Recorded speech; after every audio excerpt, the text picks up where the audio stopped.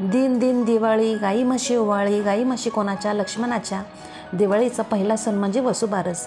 या दिवशी गायीची तिच्या वासरासोबत पूजा केली जाते. वसुबारसच्या दिवशी रमा एकादशीसुद्धा आहे आणि काही महिला आपल्या मुलांसाठी उपवास करतात. या दिवशी म्हणजे वसुबारस आहे त्या दिवशी आपण घरातल्या घरात किंवा गोशाळेमध्ये तसंच गोठ्यामध्ये जाऊन गायीची पूजा कशी करावी, तुम्ही घरातही गायीची तिच्या वासरासोबत पूजा करू शकता. त्याच्यासाठी काय साहित्य लागतं, पूजा कशी करावी, नैवेद्य कोणता दाखवावा, असं म्हटलं जातं की जिथे गाय त्या ठिकाणी विठ्ठलाचे पाय. तर बघा, तुम्हाला मी आजच्या व्हिडिओमध्ये या संदर्भातली सगळी माहिती देणार आहे, तर कृपया सगळ्यांनी व्हिडिओ पूर्ण बघा. दिवाळीची सुरुवात ही वसुबारसेने होते. वसुबारसेच्या दिवशी आपल्याला गायीची तिच्या वासरासोबत पूजा करायची असते. आजपासून सुरू होणाऱ्या दिवाळी सणाच्या आपणास व आपल्या परिवारास खूप खूप शुभेच्छा. दिन दिन दिवाळी, गाई म्हशी ओवाळी, गाई म्हशी कोणाच्या लक्ष्मणाच्या.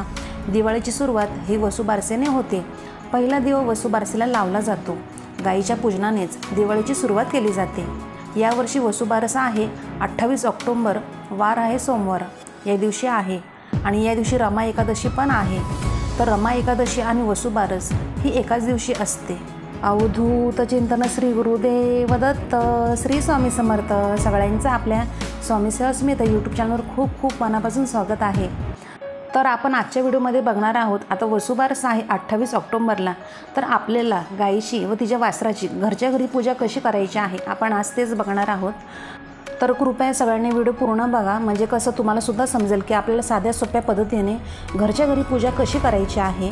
जर तुम्ही नवीन असाल, फर्स्ट टाईम माझे व्हिडिओ कोणी बघत असाल आता, तर आपल्या चॅनल नक्की सबस्क्राईब करा, म्हणजे दररोजचे जे नवीन व्हिडिओ येतील ते सर्वात आधी तुमच्यापर्यंत पोहोचतील. तर आपण आता जाणून घेऊया थोडीशी माहिती. हिंदू धर्मामध्ये आपल्याला गाईला अनन्यसाधारण असं महत्त्व असतं, म्हणजे दिलं जातं महत्त्व खूप गाईला आपण गोमाता म्हणत असतो. गाईची पूजा जरी आपण केली किंवा गाईला प्रदक्षिणा जरी आपण मारल्या तर 33 कोटी देवांना प्रदक्षिणा मारल्याचं फळ आपल्याला मिळत असतं. आता मी तुम्हाला सांगत आहे की आपल्याला पूजा मांडणी कशी करायची आहे. तर बघा, सुरुवातीला तुम्हाला काय करायचं आहे, रांगोळी काढायची आहे. जिथे तुम्ही गाईची पूजा म्हणजे करणार आहेत त्या ठिकाणी तुम्हाला रांगोळी काढायची आहे. चौरंग किंवा पाट तुम्हाला घ्यायचा आहे, ठेवायचा आहे. त्याच्यावर एखादं लाल वस्त्र तुम्ही टाका आणि त्याच्यानंतर तुम्हाला काय करायचं आहे. तर बघा, आधी सुरुवातीला मी आता तुम्ही बघितलं असेल व्हिडिओमध्ये की मी सुरुवातीला दिवा प्रज्वलित करून घेतलेला आहे. तर तसं तुम्हाला करायचं आहे. थोडेसे अक्षदा ठेवायच्या खाली आणि आपल्याला त्याच्यावर दिवा ठेवायचा आहे. दिवा प्रज्वलित करून घ्यायचं आहे. त्याच्यानंतर हळदी कुंकू दिव्याला अर्पण करायचं आहे. अक्षदा अर्पण करायचे आहेत, फूल अर्पण करायचं आहे आणि सर्वात प्रथम आपल्याला सुद्धा आपल्या कपाळाला हळदी कुंकू लावायचं आहे. आणि त्याच्यानंतर आपल्याला बघा, नेहमीप्रमाणे आपल्या गणपती बाप्पाची आपल्याला आधी पूजा करून घ्यायची आहे. गणपती बाप्पाला तुम्हाला अभिषेक करून घ्यायचा आहे. पाण्याने किंवा दुधाने तुम्ही करू शकता. ओम गण गणपते नमः, ओम गण गणपते नमः या मंत्राचा जप करत आपल्याला गणपती बाप्पावर अभिषेक करायचा आहे. त्याच्यानंतर त्यांना सुद्धा मी विड्याची 2 पानं ठेवलेली आहेत आणि त्याच्यावर अक्षदा तुम्हाला ठेवायचे, हळदी कुंकू अर्पण करायचे आणि त्याच्यानंतर गणपती बाप्पाची मूर्ती तुम्हाला ठेवायची आहे. त्यांना अष्टगंध, हळदी कुंकू, त्यांना अक्षदा अर्पण करायचे आहेत. त्याच्यानंतर त्यांना दुर्वासुद्धा अर्पण करायचे आहेत आणि लाल फूल तुम्हाला अर्पण करायचं आहे. लाल फूल नसेल तर इतर कोणतीही फुलं तुम्ही अर्पण करू शकता. त्याच्यानंतर त्यांना नैवेद्य भरीव पाण्याचं चौकोन करून त्यांना नेहमीप्रमाणे आपण जसं ठेवतो नैवेद्य तसं नैवेद्य ठेवायचा आहे गुळ खोबऱ्याचा. आणि आपण ज्यावेळेस नैवेद्य ठेवतो देवाला, कोणत्याही देवाला, आता गणपती बाप्पाला मी नैवेद्य ठेवला, आपल्याला 3 वेळा गायत्री मंत्र बोलायचं आहे, पाणी फिरवायचं, त्याच्यानंतर गणपती बाप्पाला नमस्कार करायचा आहे. आणि आता आपण गणपती बाप्पाची स्थापना आपली झाली, पूजा झाली. आता आपण काय करायचं आहे, बाळकृष्णाची पूजा करून घ्यायची आहे. तर बाळकृष्णाच्या मूर्तीवर सुद्धा अभिषेक करताना पाण्याने किंवा दुधाने तुम्ही करू शकता. ओम नमो भगवते वासुदेवाय नमः, ओम नमो भगवते वासुदेवाय नमः या मंत्राचा जप करत बाळकृष्णाला तुम्हाला अभिषेक करायचा आहे. त्याच्यानंतर मी तसंच बघा 2 डबल पानं ठेवलेली आहेत विड्याची आणि त्याच्यावर थोड्याशा अक्षता तुम्ही ठेवायच्या, बाळकृष्णाची मूर्ती ठेवायची, त्यांनासुद्धा अष्टगंध, हळदी कुंकू, अक्षता अर्पण करायच्या, फूल अर्पण करायचं आणि बाळकृष्णाला तुळस अर्पण करायची आहे. तुळस अर्पण करताना सुद्धा आपल्याला ओम नमो भगवते वासुदेवाय नमः या मंत्राचा आपल्याला जप करायचा आहे आणि तुळस अर्पण करायची आहे बाळकृष्णाला. एवढं लक्षात ठेवा, फक्त विसरू नका. आणि तुळस ही आपल्याला आदल्या दिवशीच तोडून ठेवायची आहे. आणि बघा, आपण लेडीजनी, महिलांनी कधी तुळस तोडायची नसते.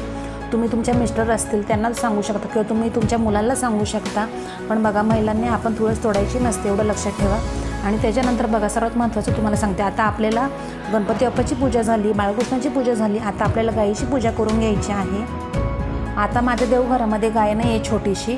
तुमच्याकडे जर गाय असेल देवघरामध्ये तर तिची तुम्हाला पूजा करायची. आता गणपती बाप्पाची मूर्ती मी ठेवली, बाळकृष्णाची मूर्ती ठेवली आहे ना, तर त्यांच्यामध्येच तुम्हाला जोडपानं ठेवायचे डबल विड्याची आणि तुम्हाला गाईच्या मूर्तीवर अभिषेक करून तुम्हाला मी आता पूजा केली आहे गायची, सेम तुम्हाला तशी पूजा करायची आहे.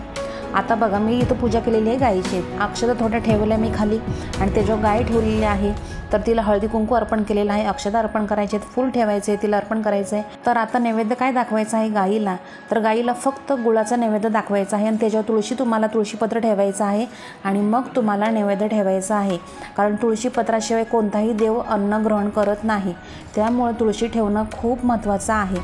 तर बघा तुम्हाला मी आता सांगेल की आपल्याला काय करायचं, तर पाण्याचा भरीव चौकोन करून घ्यायचा, नैवेद्य ठेवायचा आहे गुळाचा आणि गायत्री मंत्र 3 वेळा बोलायचं, पाणी फिरवायचं आहे, बस एवढंच करायचं आहे. आणि त्याच्यानंतर आपल्याला दिवा ओवाळून घ्यायचा आहे सगळ्या पूजेवर, म्हणजे गणपती बाप्पाला, बाळकृष्णाला, गाईला, म्हणजे प्रत्येक पूजेला आपल्याला प्रत्येक पूजेवर दिवा ओवाळून घ्यायचा आहे.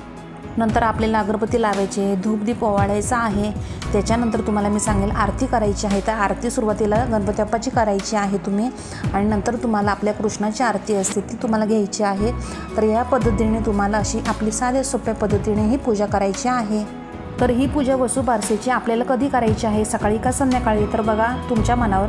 तुम्हाला जर सकाळी वेळ असेल तर तुम्ही सकाळी करू शकता किंवा जर तुम्ही जॉबला असाल तुम्हाला टाईमच नसेल तर ही पूजा तुम्ही जरी संध्याकाळी केली तर अतिशय उत्तम. आणि तुम्हाला सांगते बघा, या दिवशी म्हणजे वसुबारस आहे, दिवाळीचा पहिला दिवस, म्हणजे दिवाळीला सुरुवात होते या दिवसापासून.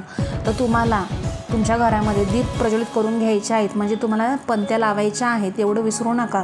आपण सगळेच वसुबारसेच्या दिवशी पंत्या लावत असतो अर्थात. तर बघा तुम्हाला मी सांगेल की आता ही पूजा आपल्याला कधी उचलायची आहे. जर बघा तुम्ही जर सकाळी केली तर तुम्हाला दिवसभर रात्रभर अशीच ठेवायची आहे. जर तुम्ही संध्याकाळी जर पूजा केली ही तर तुम्हाला रात्रभर अशीच पूजा ठेवायची आहे आणि दुसऱ्या दिवशी तुम्हाला ही पूजा उचलायची आहे. आणि तुम्हाला सांगते बघा, ही जी फुलं आहेत, विड्याची पानं आहेत, तुम्ही ती निर्माल्यामध्ये टाकायची आहे आणि गूळ खोबरं आहे तर आपण ते नैवेद्य म्हणून ग्रहण करायचं आहे. आणि गाईची मूर्ती वगैरे सगळं तुम्ही कृष्णाची मूर्ती, गणपती बाप्पाची मूर्ती सगळं तुमच्या देवघरामध्ये ठेवून देऊ शकता. आणि सर्वात महत्त्वाचं या दिवशी आपल्याला वसुबारस आहे, त्या दिवशी आपल्याला ओम नमो भगवते वासुदेवाय नमः या मंत्राची आपल्याला 1 माळ करायची आहे. जास्तीत जास्त जप करा या दिवशी तुम्ही. तर या पद्धतीने आपल्याला साध्या सोप्या पद्धतीने ही पूजा करायची आहे. तर बघा तुम्हाला आता मी सांगते, रमा एकादशी आहे आणि त्या दिवशी वसुबारससुद्धा आहे ना. तर बघा तुमच्या जर जवळपास जर गोशाळा असेल किंवा गोठा असेल तर तुम्हाला तिथं आवर्जून जायचं आहे आणि गायीची पूजा करायची आहे. असं म्हटलं जातं की जिथे गाय त्या ठिकाणी विठ्ठलाचे पाय. बघा तुमच्या घरी जर गाय असेल तर खरंच तुम्ही खूप भाग्यवान आहात. तुमच्याकडून गायीची सेवा होते, सेवा घडते तुमच्याकडून. रोज आपण गायीची सेवा करू शकत नाही, पण आपण वसुबारसच्या दिवशी गायीची सेवा करायची असते. म्हणून तर आपण घरात गाय आणि वासराची मूर्ती ठेवत असतो. रोज आपल्याकडनं विधिवत थोडीफार तरी पूजा सेवा व्हायलाच पाहिजे.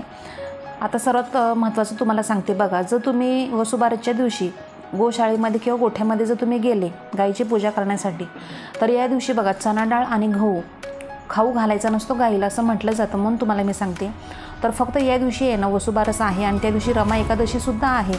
तर या दिवशी गाईचासुद्धा उपास असतो. तर आपल्याला फक्त गाईला गुळ खाऊ घालायचा असतो, कारण एकादशी आहे म्हणून तुम्हाला सांगते मी, असं म्हटलं जातं म्हणून.